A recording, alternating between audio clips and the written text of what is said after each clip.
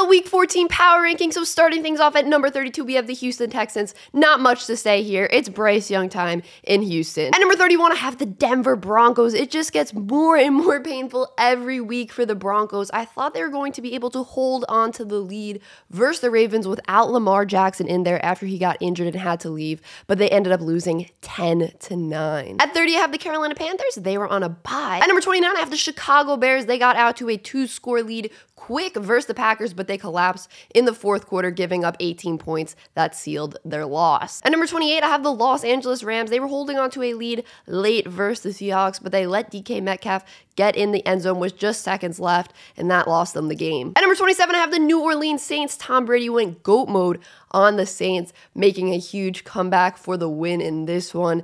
It's not really on the defense as much as it is on the offense. Even though the defense gave up those 2 late touchdowns, the offense could not score a touchdown in the second half of this game after the defense held the Bucs to only 3 points in the first 3 quarters. At number 26, I have the Indianapolis Colts. Somehow it was a 2-point game in the third quarter, even though they ended up losing this game 54-19. Matt Ryan just fell apart in the fourth quarter. At number 25, I have the Jacksonville Jaguars. This defense allowed the Lions to put up 40 points, and that resulted in them losing. At 24, I have the Arizona Cardinals. They were on a bye. At number 23, I have the Atlanta Falcons. The Falcons are trending in the wrong direction. They've lost 4 of their last 5 after this most recent loss versus Steelers. At number 22, I have the Pittsburgh Steelers. Speaking of teams trending in the wrong direction, this is not one of them. The Steelers are trending in the right direction. After their win versus the Falcons, they've won 3 of their last 5. At number 21, I have the Cleveland Browns. Yes, they beat the worst team in the league, but Deshaun Watson looked just as bad as I expected him to in his first game back. This offense couldn't score 1 touchdown.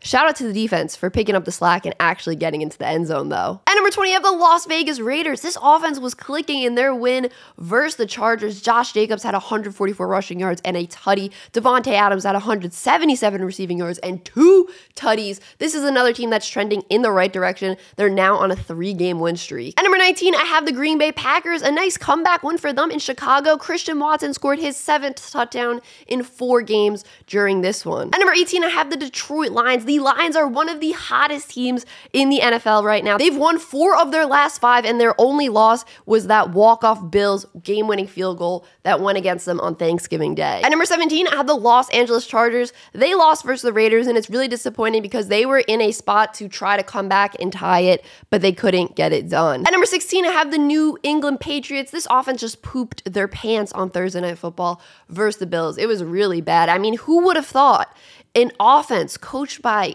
just known offensive genius Matt Patricia and the inventor of the QB sneak on 3rd and long, Joe Judge, would struggle. At number 15, I had the Tampa Bay Buccaneers. I mean, Tom is just the GOAT. The GOAT did a GOAT thing last night. He said, oh, just over 5 minutes left and we're down 13. Don't worry about it, guys. We're going to drive down the field and score 2 touchdowns here. That is what they did, and they came back to win a huge game versus the Saints. At number 14, I had the Seattle Seahawks. They faced adversity being down late versus the Rams, but Geno Smith led a game-winning touchdown drive, and they didn't settle for the field goal to just tie the game. They went out there and they won it. At number 13, I have the New York Jets. They tried to rally back versus the Vikings, but they fell just short, 27-22. At number 12, I have the New York Giants. So they had opportunities to actually get the win versus the Commanders, but they couldn't capitalize them, and they really didn't deserve to win this game. Obviously, this game ended in a 20-20 tie, but this team is really not going in the right direction right now. They're really sliding compared to where they were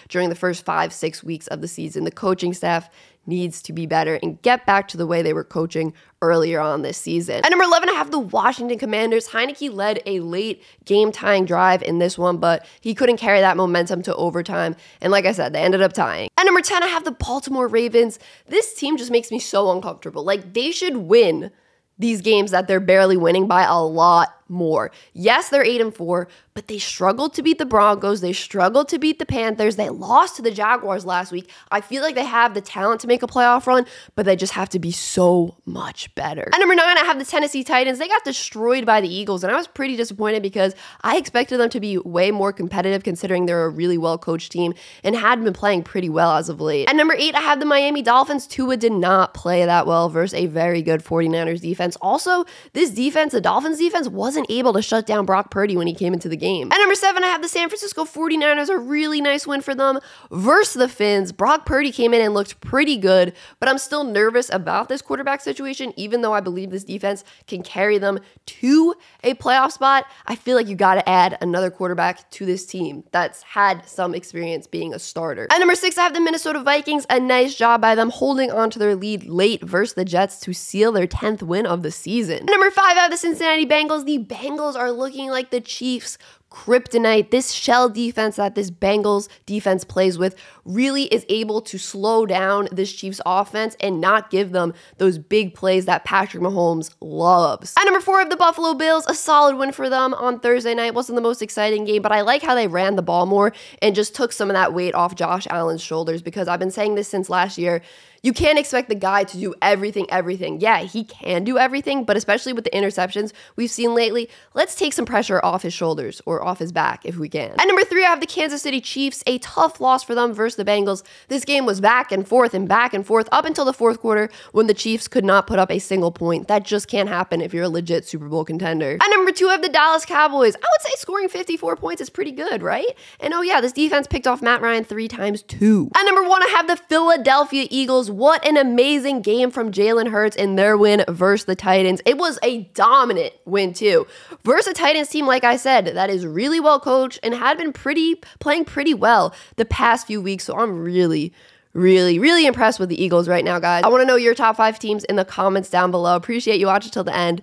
Peace.